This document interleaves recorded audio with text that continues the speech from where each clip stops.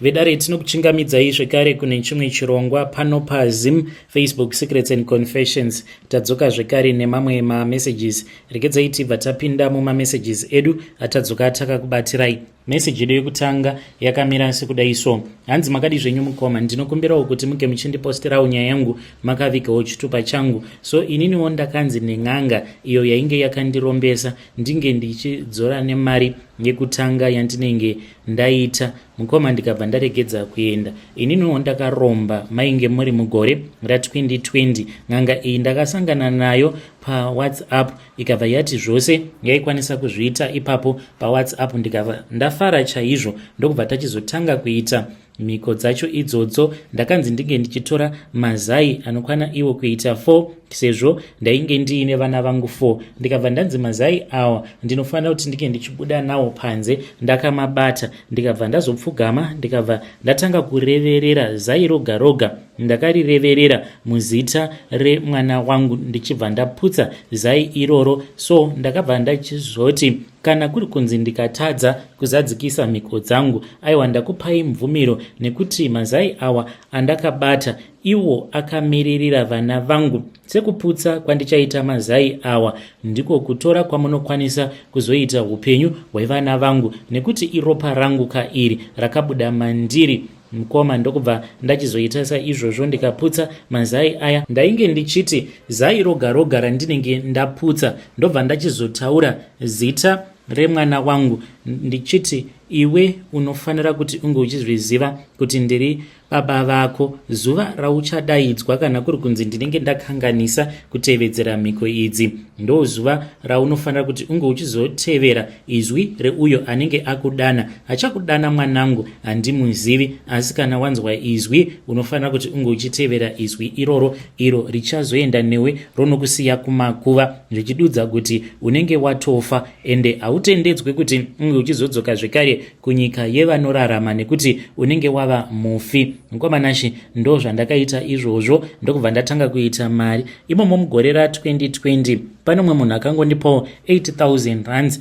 Mukomanashi just out of nowhere. Ndikabva ndati kamari aka kandabata zviri nani kuti ndimbotanga kabusiness kangu, then ndobva ndachizovapa sezvo vainge vakati kana ukangowana mari chete unofanira kuti unge uchizoya nayo mari iyoyo mudare mangu. Ndikati handichazovaona, handiti sezvavainge vakataura kuti kune dzimwe mari dzakawanda dziri munzira dziri kuuya. So ndakadya mari iya imwe yacho ndikatanga kabusiness hakana kana kwakakamboenda. Ndo pakazotangira matambudziko angu iwawo. Vana vangu mukoma vakangotanga kungorwara vose same time. Ndikabva ndachizoita 2 years ndisina kumbogara ndakataura navo sekuru ava. Ndakazoti ndavabata zvino vakabva vati ko iwewe ungazoda kutanga kutaura neni papera makore mangani? Zvino mari yangu ndava kuida neinterest. Vakabva vazondiudza mari yavainge vachida yainge iri mari yainge yakawanda kwazvo, yakawandisa kwazvo. Mukomanashi ndakashaya kuziva kuti mari iyoyo ndingaiwana kupi, asi sezvisinei ndakavanyepera ndikati sekuru ndichawana mari yenyu, kana ndaiwana ndichazokupai. Apa ndainge ndichitoziva kuti dzainge dzitori nhema.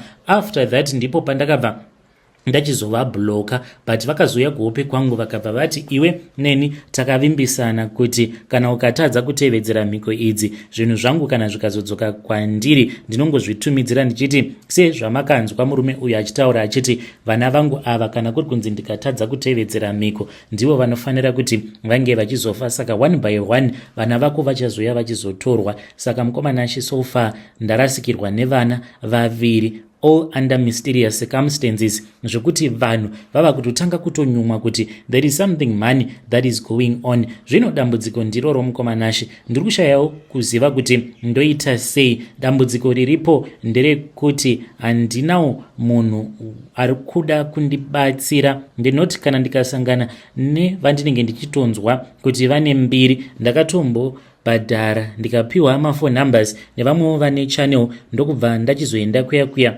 zveshuwa ndakaona vanhu vachibetserwa. Pakatosvika umwewo ainge achipenga. Takagarapo kwemazuva maviri. Murume uyu akatoshamisika zvichinzi ainge ambori headmaster.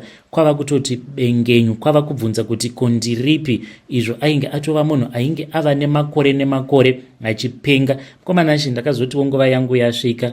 Kana mhepo dzakakusimukira, vagoti votanga kunetsana neumwe muzukuru wavo, vakatukana mazvinzwa. Vakabva vati kutotukana kwandatoita nemuzukuru wangu uyu zvinoreva kuti iwewe dare rako harina kuchena, saka uri kufanira kuti unge uchimbochenurwa. Vakabva vanditi chiwo mushonga uyu, enda umbonozvigezesa nawo, then ndichazokudaidza. Mukomanashi ainyu kuti dzainge dzitongoriwo nzira dzekuti vange vachindidzinga pamba pavo. Ndakabva pamba pavo mukoma feeling humiliated and ashamed. Vakati kana uchida mari yako ndinokupa refund. Saka ndakazonzwa neumwe achiti iwe kana ukagara waburitsa mari uchiti uri kutsvaka rubatsiro, iwewo ukazodzoka uchiti uri kuda refund, mhepo iyo inenge ichishandisa munhu iyeye inobva yatotsamwa zvekuti unenge watova nechikwereti kuti saka isusu ndisu tinoshanda. Kana zvako ukaona sekunge zvinenge zvisina kuita nekuti pane zvimwewo zvauri kufanira kuti unge uchigadzirisa, wava kuti unoda refund, aiwa pakanaka. Saka kana wozofamba unenge wava munhu anenge aine bvuri rinenge riri paari zvekuti upenyu hwako hwaunenge wava kurarama hunenge husisina kana direction. Ndo zvandakaudzwa ipapo neumwewo ainge aripo. Ndikabva ndati regai ndidzokere mudare muya. Ndakadzokeramo mudare ndiine mari yacho. Ndikati sekuru muzongonwawo drink sezvandainge ndaudzwa neumwewo murapwa ainge aripo, zvikanzi hakuna munhu anoita refund akazorarama upenyu kanenge kari nani. Unotongozoramba uchitevererwa nebvuri riri pamberi pako richikuvharidzira nzira dzako. So mukomanachi kutaura kudai ndiri kutambudzika, handidi kukunyeperai. Ndakaromberawo pasina. Aino kuti vamwe vanhu mucomment vanokwanisa kutongondiseka kuti ko iwewe wakagara wakaenda hako kuchechi, but masituation atinosangana nawo mukurarama akasiyana. Dai kwanga kuri kunzi zvechechi zvaikwanisa kundibatsira, ndingadai ndakabatsirikana, because mudzimai wangu munhu aitombonamata chaizvo before all of this, but nekuda kwangu she now doubts kuti Mwari variko because of the way that we lost both of our kids. When you post my story, tell me, I'll be following through in the comment section. Vedare ndo message iyo yandakatumidzirwa ichibva kuna mukoma vedu avo. Zvakangoma hazvo vedu we. Rekedzai tibva taenda panyedu inotevera.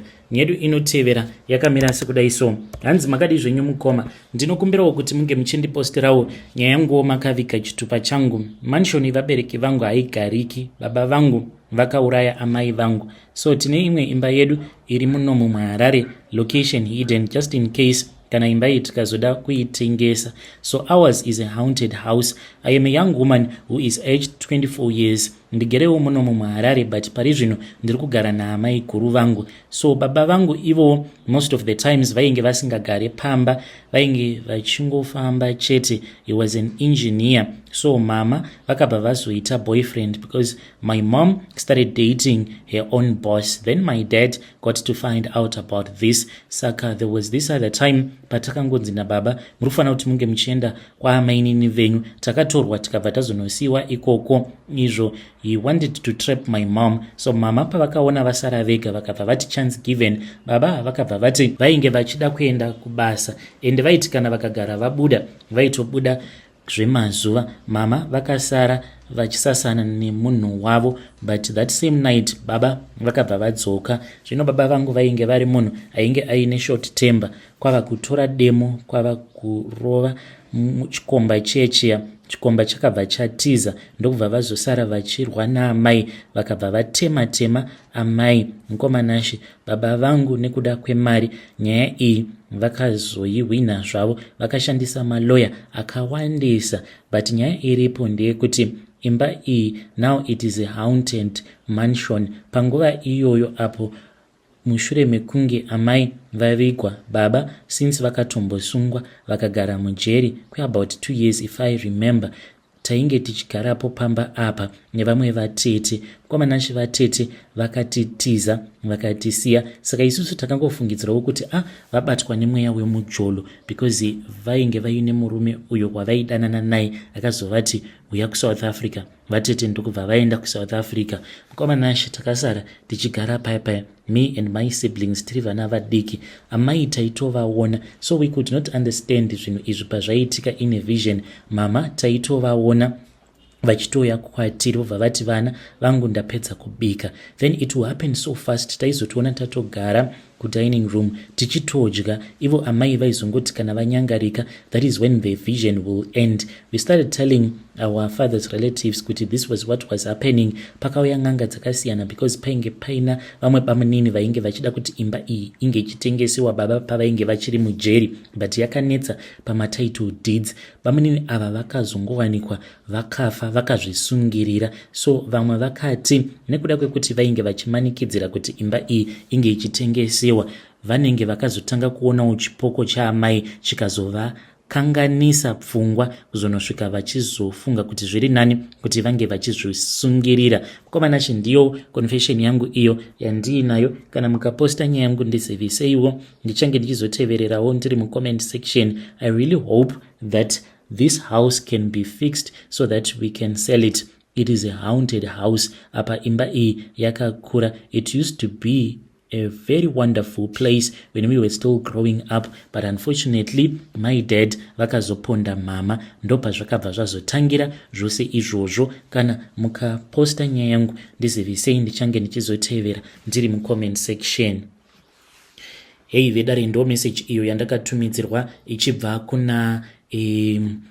kuna vanzvadzi vedu. Ngatizamei kuti tinge tichitaura naye mwanasikana uyu. Hanzi ndodawo kuziva kuti tingaitawo sei as a family so that we can reclaim our house. Takatomboenda ikoko tikazama kutaura nemweya wamama so that she can understand, but things got worse. Tikatomboisa lodger iroro rakangogara for a couple of weeks and demanded the money back because pane zvavainge vachiona usiku. That family did not want to tell us. Zvakangooma hazvo vedu way. Ngatizamei kuti tinge tichitaura naye mwanasikana uyu mucomment section. So pane imwe voice note iro randakatumidzirwa richibva kuna mukoma vedu. Ngatizamei kuti tinge tichiteerera voice note ravo totaura navo mucomment section. Mukoma muri right here. Ndiri murume ana makore 42 ari zvinezvi. Upenyu hwangu mukoma hausi kunakidza. Ndakatororawo nditori nemukadzi nevana vangu 4, asi chiraramo changu hachisi kuendeka nenzira yandiri kutarisira nayo inini. Handisi munhu anoita zvemushonga, handisi munhu anoda n'anga, handisi munhu anoda zvokubata-bata, asi takakurira muchipostori mumusha medu tichitonamatawo tichienda kumapostori, asi handisi kuona pundudzo yazvo. Muchitaurwa zvaitaurwa kumapostori zvainzi ndine shairi uvhimi inini riri pandiri, butwo taingozviitawo muchipostori. So nekukura ndikutoona ndikutotenderera panzvimbo 1 vana vari kukura. Handina kana chandasiyira vana, chandingakwanise kusiyira vana kana kuri kunzi ndava nhasi. Zvino nyaya iri kundinetsa panapa ndeyekuti ndichibvunza-bvunzawo nekufungawo nekugara pasi nekudzidzawo zvandodzidzawo. Mumusha mangu inini handisati ndambonzwa muchibikwa doro remudzimu. Zvinonzi mudzimu ndo unovhurira upenyu hwevana, ndo unovhurira upenyu hwevanhu vapenyu, ndo unochengetedza. Mumusha mangu hamusati mambobikwa doro kana kutaurwa nezvemudzimu, hamusati. Saka ndakazamawo kuteera kuchivanhu, kuchivanhu ndiri kuteera. Mudzimu uri kunzi uripo, ene ndinotonzwa machenjisi pandiri kubva zvandatangawo kuenda kunobatsirwa 1 or 2 3 people. Ndiri munomu Kempton Park ndo mandiri, asi mari dzinochadzwa munomu mari dzakawanda. Basa rakapera randaishanda ndikatawo reka ndinotangawo life kumusha, asi life yangu ndikada kuenda kumusha kuZimbabwe chaiko haifambi zvamuchose, haifambi. Ndiri munhu anongwavha, anoda kuitawo trade yandinofarira nini ndeyemakombi, kuita kombi. Ndikaita kombi chero dai kutenga mota kuZimbabwe chaiko haifambi kombi iyoyo. Anenge angori madzodzo chete, ichifa ichiita sei. Saka ndanchikuda kubvunzawo kana pachinge paine n'anga inokwanisa kundibatsira. Handisida kuromba kwete, handisida kuromba kwete. Ndoda kuti indigadzirire mudzimu wangu ukwanise kutaura ndinzwe kuti uroda kuti chii.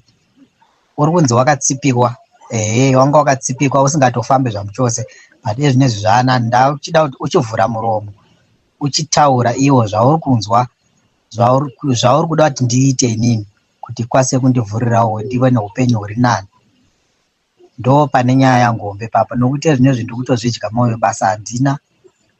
Papa ndandine kabasa kandandakawana ndoita zvokugadzira mota nekudhiraivha matraki. Pane kabasa kandandakawana 2 weeks ago, Murungu achitofara. So musi weFriday papapa ndobva ndidedza kuofisi achindipa kamari kangu. Kanzi shamari basa unorova, asi uri kundidhurira, handisi kukwanisa kukubhadhara. Ndikati ko zvabva nepi futi. Zvikanzi kambani yangu idiki, makastoma handina, and stuff like that, blah blah. Ndikati no, it's fine. Ende mari yacho yaitondipawo ishoma as compared kumakambani andaishandawo before ndaita zvokudhiraivha matraki. So ndoda kuzama kubuda murodhi nenhau, nekuti murodhi macho muri kunetsa nenhau yemapepa, tiri zvidhura munomubvira nekubvira. Ndofunga muri kuzviona homa fezi yacho iri kungonetsa kana muri kungozvinzwawo murodhi. Saka ndoda kuzama nditi ndizamo imwe trade, asi ndada kuraramira kuZimbabwe manje. Ndo mamiriro akaita nyaya yangu iwaya. Salvation Prayer. Father Lord, I come into your presence as a sinner. I confess all my sins. Please forgive me. I didn't know any better. I promise not to go back to my old ways. I believe that Jesus Christ came and died for me on the cross of Calvary, so that my sins can be wiped away. I accept Jesus Christ as my Lord and personal Savior. Be the Lord over my life. I promise to serve you forever and ever. In the name of Jesus, Amen.